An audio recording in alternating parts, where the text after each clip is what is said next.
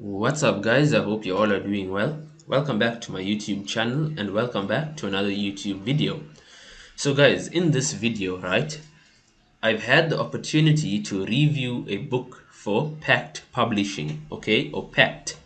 And in this video, we will have a walkthrough and I'll just sort of provide my opinion of the book titled Modern Computer Architecture and Organization. Okay, so first things first, guys. For those of you who, are unsure about what or who Pact is basically an online library and learning platform for professional developers, okay? In the IT field, in the technology stack, in all of the disciplines of technology, you will be able to find resources, e-learning or online from Pact. Okay, so you can definitely visit out or check out, Pact's website. I will leave a link to this and all of the important stuff in the description. Okay, so as you can see, guys, Pact is an e-learning platform. Okay, and it is focused on providing the necessary resources with a focus on practical concepts, to developers. Whether you're a junior developer, an intermediate, or a professional, there's always something that we all can learn, and Pact is one of those places that will provide you with very good quality resources that you can use to enhance your knowledge. Okay, so let's do a small scope of this website. So let's search for something. Let's try artificial intelligence.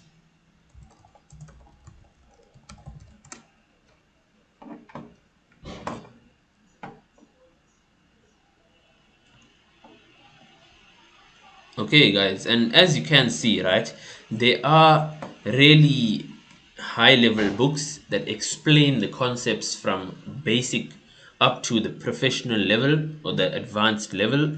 And really, guys, there's a plethora of books here for you to actually browse through and check out for yourselves. Pact is a paid platform given the fact that they do teach high level concepts from start to end. So you can definitely check it out if you are into these kinds of things. And one thing I will tell you is that Pact also offers, several courses. Like when I say resources for learning, I do not only mean textbooks. Pact also offers courses, workshops, several other knowledge based platforms that are a part of Pact. So do be sure to check that out as well, right? I'll leave a link to the courses platform, the books and so on for you in the description. So that's their website. Now if you would like to also connect with Pact or inquire with Pact, I will leave a link to their LinkedIn profile in the description for you, so you can definitely message any of the Pact employees, and you may reach out to them to ask any questions you may have or just to make a purchase. Okay, so that's that. Now coming back to our book itself, right? This book is titled Modern Computer Architecture and Organization.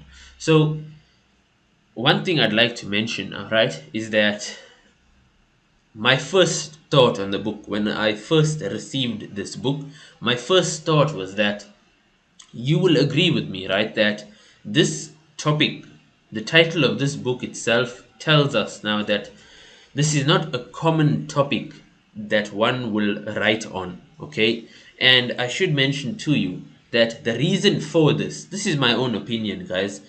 Like, if you were to sit and write a book, the topic you would not go to maybe as the first choice would be something that revolves around computer architecture and organization. Now, the reason for this is because of the fact that it is such an intrinsic topic, guys. There's so much you can speak about, there's so much to talk about. Okay, computers have come a long way from where technology was to where technology is. Yes, they may not be mind blowing advances, but the fact is, we have steadily made progress, okay, in this discipline of technology. So technology is just going to get more advanced, right? And 5, 10, 20 years from now, when we look back at the design and the concept of what a CPU or a computer was in these times, we will really have a very good reflection process. Now, also now, right, you see, you'll agree with me that within a CPU or the computer itself, there's several processes, intrinsic, meticulous processes that occur, back end and front end, processes that we can see and processes that we cannot. Okay, now this is a fact that many of these features and concepts are left unexplored, okay, to our average PC user. This is because of the lack of information amongst the computer users. Now, this book itself, Modern Computer Architecture and Organization, dedicates an entire chapter or section to each topic, okay? And it really provides us with all the information that we need to understand this concept on a very high level, okay? And the individual who authored this book is actually Jim Ledin. Okay, my apologies if I am pronouncing that incorrectly. And he wrote this book. Okay, so a big shout out to Jim Ledin for actually taking time to pen down his thoughts on this book. Now, one thing I'd like to mention, guys, I've read through this book, okay? I've skimmed through the book, I've read over the chapters. I've had this book for about 2 months now, and I just took my time to sort of understand the concepts. And what I'd like to do is, obviously, I will not be able to basically provide you with a summary of the book, but what I can do and what I'd like to do is I would like to walk us through or walk you through the chapters that the book actually contains. All right, the chapters. So as you can see, chapter 1 talks about introducing computer architecture. It aims to explain, the basics of computer architecture, where it's been and where it is. Okay, it also reflects or touches on this concept known as Moore's law. So Moore's law, if you learnt it in your high school or university, you'd realize that it's basically it's not more of a law, it's more of an observation, okay, done by Moore. And he basically stated that it's an observation that every year or 2 years or so, the number of transistors and capacity of computer devices actually doubles. Okay, so that's an interesting concept. You can look into that if you would like to know more. Chapter 2 talks about digital logic. Okay, that basically touches on all of the important electronic or electrical devices and components that allow us to actually give rise to the CPU unit itself. Okay, because the CPU unit itself within your PC or any device you use, it contains electrical circuits, transistors, logic gates, registers, and so on. Okay, chapter 3 goes on to talk about the processor elements.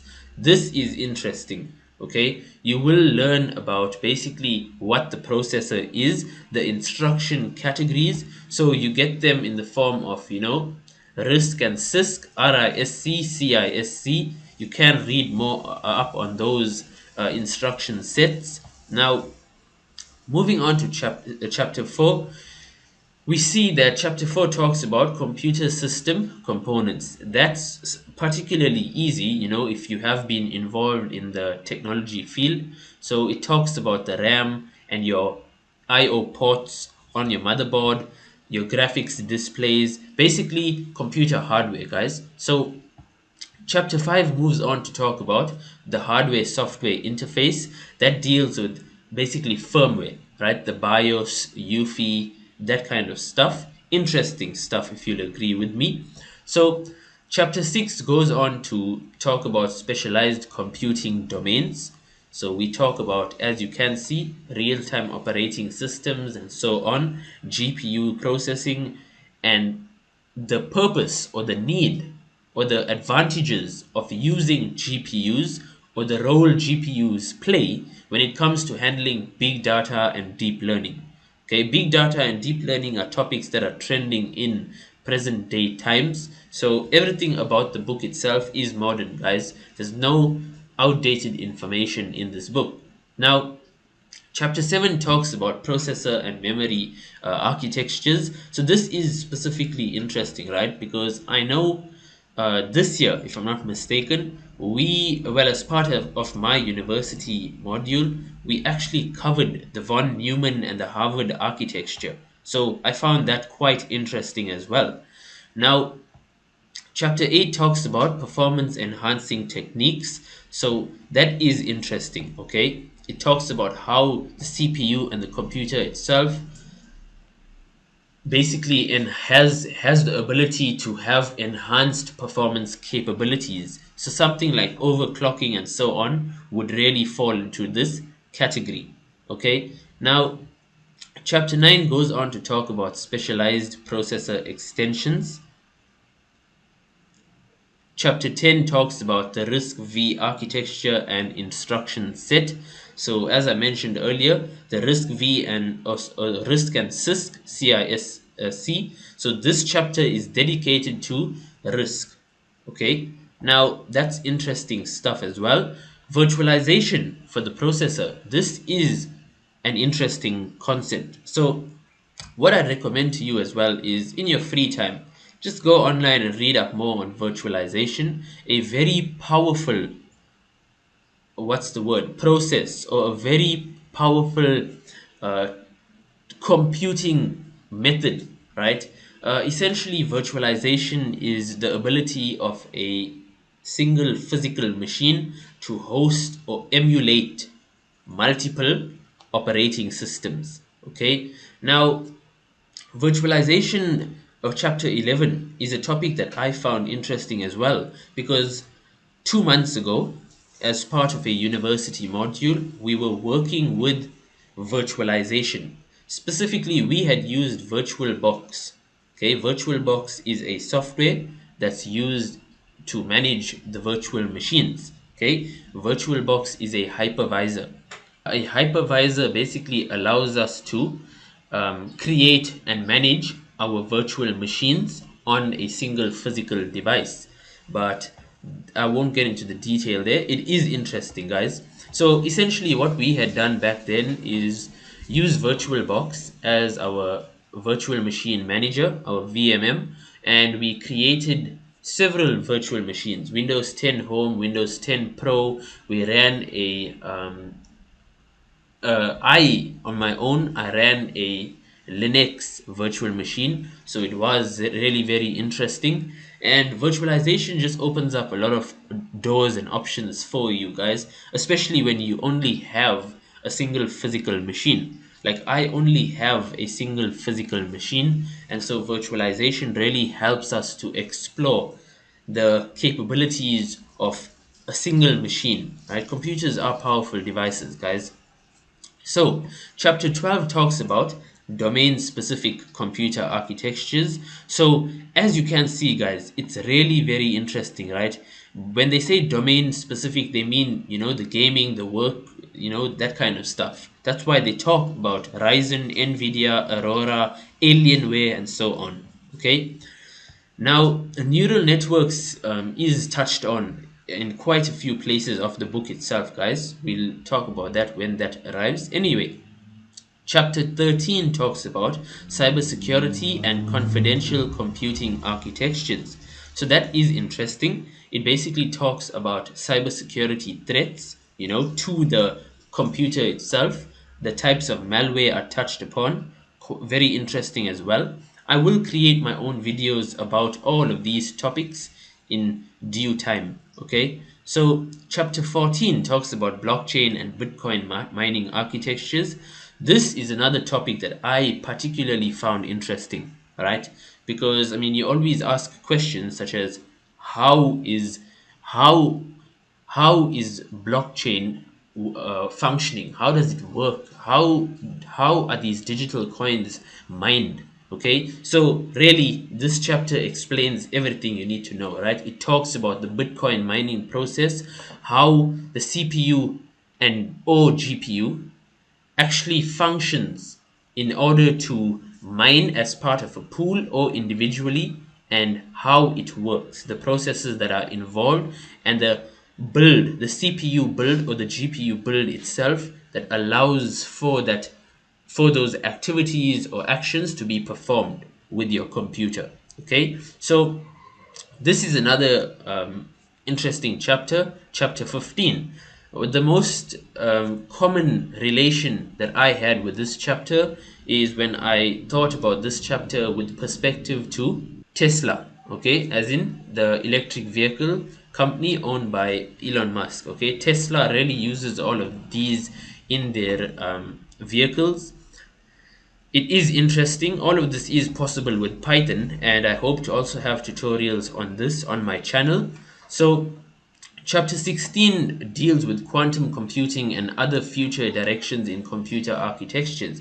This is interesting, guys. Like, if you are aware, right, quantum computing is a field or discipline that's very relatively unexplored. It's unknown, okay?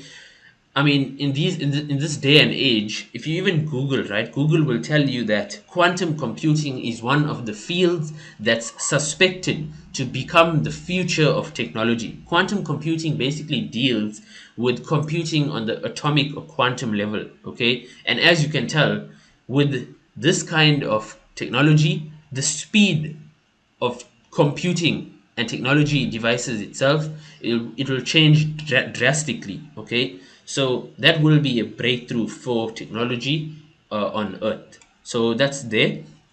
And then we see that there are 16 chapters of information in this book, but there are additional chapters such as chapter 17, which is basically the appendix and so on, that give us access to exercises and answers for each of the chapters, right? For each of the previous 16. So that's what chapter 17 deals with. And that's the contents of this book, guys. I hope you find or you found this interesting. And you know, now I will tell you a bit about my experience and my recommendations about this book if you are interested, okay? I've went through the contents page. You saw firsthand what this book talks about and what it discusses. Now I will tell that this book itself is aimed at all individuals, okay, who would like to enhance their knowledge of processing concepts. The book itself features, you know, thorough and in-depth explanations of fundamental concepts that relate to every device that has a CPU in our day, okay? Modern computer architecture and organization, it explores the technologies that actually govern the processing in our daily life. Whether it's your handheld device, your laptop, your supercomputer, your mainframe computer, everything, you'll understand why each computer uses that specific architecture to operate on a day-to-day basis, and how this architecture enables the device to operate at its maximum or optimum efficiency. Okay, now I recommend this book for literally all IT individuals. The reason why I recommend it to all IT individuals, because if you are a student, if you are a professional, or if you have, you know, a nick for or a knack for technology, okay, then I recommend this for you, because this book is not one that's only meant to be for first, you know, second year students. If you are an individual who likes understanding logic, right? You like understanding the how and the why behind a working mechanism, then this book will keep you intrigued from start to end, okay? If you are a person who is logical by nature, I know I am, right? Then this is a read that you definitely need to try. And now, personally speaking, as I'm saying again, the book itself is interesting, yes, but the chapters that mostly intrigued me were the ones as I mentioned to you, right? And I'd like to also just conclude this video now at the moment that I would like to thank Pact, specifically Prajwal, for giving me the opportunity to review this book, and for Jim Ledin for actually taking time to pen down and share his knowledge in this book. Okay, this book has been a pleasure to read. I really enjoyed it, and the amount of time and effort that it takes to compile a book such as this is really a lot, guys. So that's all from my side. I hope I've provided you guys with enough insight. I will leave a link to all of these in the description below, so do make sure to check that out. And also, guys, please make sure you like the video for the YouTube algorithm. Share the video if you find it useful or you know of someone who'd be interested in this kind of stuff. And do make sure to subscribe to my channel, guys. With that, I'll see you in the next video. Good luck with your work.